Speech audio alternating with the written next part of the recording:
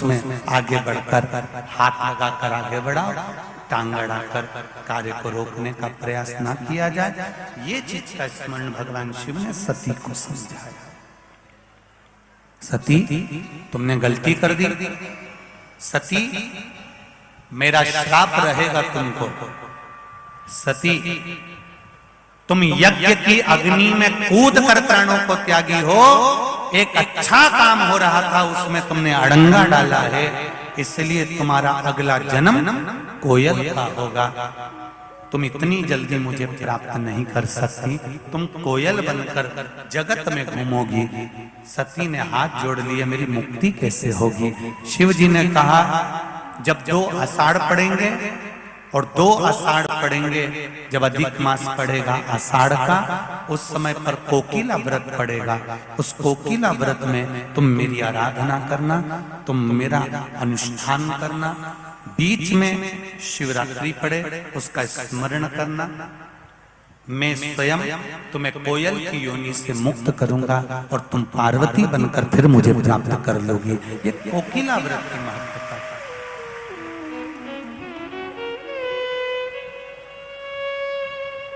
शिव कृपा,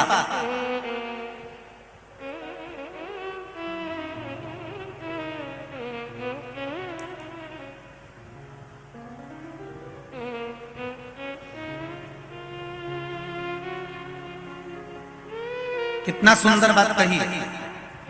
संभल कर बड़ों को चलना चाहिए कि छोटों को?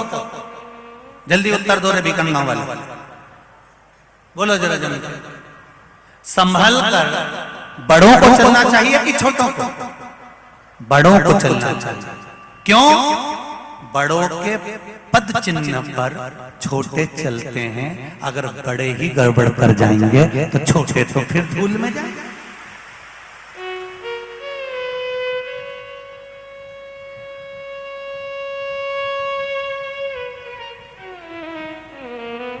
जितनी बात कहकर बड़े बड़े कथाकार, बड़े बड़े संत, साधु, सन्यासी, तपस्वी, साधक, उपासक, बड़े बड़े सिंहासन पर बैठने वाले जितनी बड़ी बड़ी बात कहते हैं, सबसे पहले जनता को संवारने से पहले, भक्तों को संवारने से पहले बड़े संभल कर चलेंगे तो छोटे खुद समझ जाएंगे। जितना कहो पहले अपने ऊपर भी अमल करो, तब दूसरे को ज्ञान प्रदान।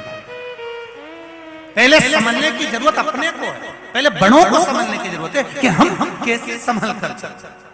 आज ज्ञान देने के लिए तो कोई भी ज्ञान दे देगा साथ तुमको कि तुम ऐसा करो वैसा करो, पर खुद को भी तो करना पड़ेगा।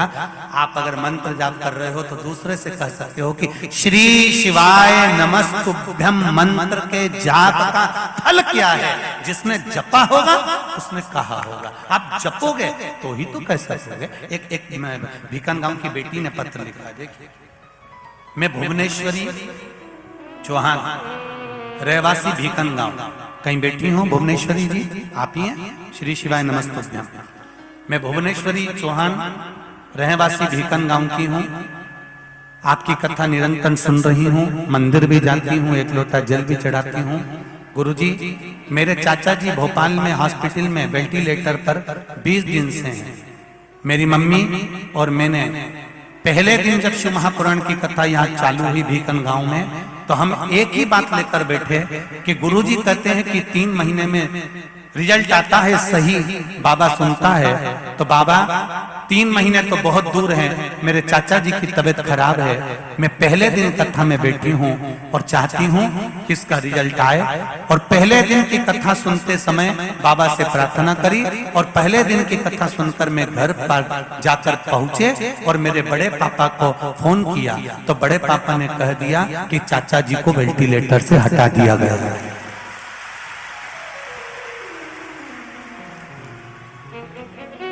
मेरे चाचा जी को वेंटिलेटर से हटा दिया गया है और बड़े पापा कह रहे हैं कि चाचा जी को होश आ रहा है, अब धीरे धीरे उनको पूर्ण आराम लगना चालू हो रहा है। ये शिव है। बैठो बेटा, श्री शिवाय नमस्तुभ्यम। मैं भीकन गांव की बेटी हूं, भुवनेश्वर चौहान मेरा नाम है। गुरुदेव, कोई मुझसे पूछे कि शिव महापुराण की कथा सुनने का फल क्या है, तो मैं कह सकती हूं एक दिन की कथा से वेंटिलेटर पर से हटाया जा सकता है। तो ये निश्चित है कि शिव तत्व में वो सुख है, शिव तत्व में वो आनंद है। किस्मत वाले हो भीकन गांव के जितने लोग इस कथा को सुन रहे हैं, बहुत बहुत भाग्यशाली हो साहब। क्या मिलेगा और मेरा भोलेनाथ क्या देगा ये तो वही जान सकता है, हम तो नहीं कह सकते। पर इतना विश्वास कहता है शिव महापुराण का कि जहां जहां कथा का स्मरण, अब पत्र में लिखकर भेजिएगा, जरूर हम सुनेंगे उसको। भेजा है? देव जरा माइक पहुंचा, जल्दी पहुंचाओ। क्या होता है माइक पहुंचाने में समय बहुत लगता है, तो इतनी कथा रह जाती है, जल्दी पहुंचाओ। श्री शिवाय नमस्तुभ्यं। शंभु शरणे। बैठे बैठे एक दूसरे को देते जाओ, हाँ देते जाओ।